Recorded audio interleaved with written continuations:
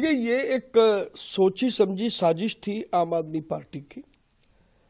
जब भी संसदीय मर्यादाओं का उल्लंघन होगा तो निश्चित रूप से कार्रवाई होगी, और वही कार्रवाई माननीय स्पीकर ने दिल्ली विधानसभा में की है। कहीं ना कहीं वो लोग जो राजनीति में नए मानदंड स्थापित करने के लिए आए थे, उनसे ही अपेक्षा की जाती थी कि अब वो कम से कम लोकतंत्र में जो उनकी पराजय हुई है उसको स्वीकार करें और नई सरकार है, सरकार को काम करने के मौके दें।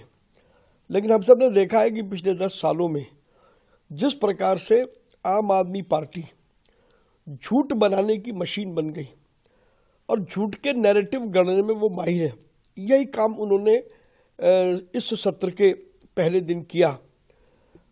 इतिहास इस बात का गवाह है कि जब भी इस तरीके का झूठ बोलते हैं वो झूठ अपने आप उसका पर्दाफाश होता है।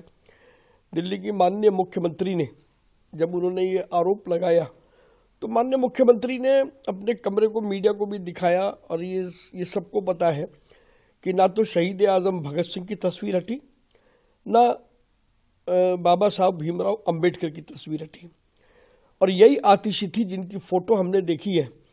बाबा साहब को उन्होंने अपने चरणों में रखा हुआ था और वो मोबाइल देखने में व्यस्त थी। तो दिल्ली की जनता इस बात को समझती है कि बाबा साहब का अपमान कौन कर रहा है। देखिए, ये एक सोची समझी साजिश थी आम आदमी पार्टी की। जब भी संसदीय मर्यादाओं का उल्लंघन होगा तो निश्चित रूप से कार्रवाई होगी, और वही कार्रवाई माननीय स्पीकर ने दिल्ली विधानसभा में की है। कहीं ना कहीं वो लोग जो राजनीति में नए मानदंड स्थापित करने के लिए आए थे, उनसे ही अपेक्षा की जाती थी कि अब वो कम से कम लोकतंत्र में जो उनकी पराजय हुई है उसको स्वीकार करें और नई सरकार है, सरकार को काम करने के मौके दें। लेकिन हम सब ने देखा है कि पिछले 10 सालों में जिस प्रकार से आम आदमी पार्टी झूठ बनाने की मशीन बन गई और झूठ के नैरेटिव गढ़ने में वो माहिर है, यही काम उन्होंने इस सत्र के पहले दिन किया। इतिहास इस बात का गवाह है कि जब भी इस तरीके का झूठ बोलते हैं वो झूठ अपने आप उसका पर्दाफाश होता है।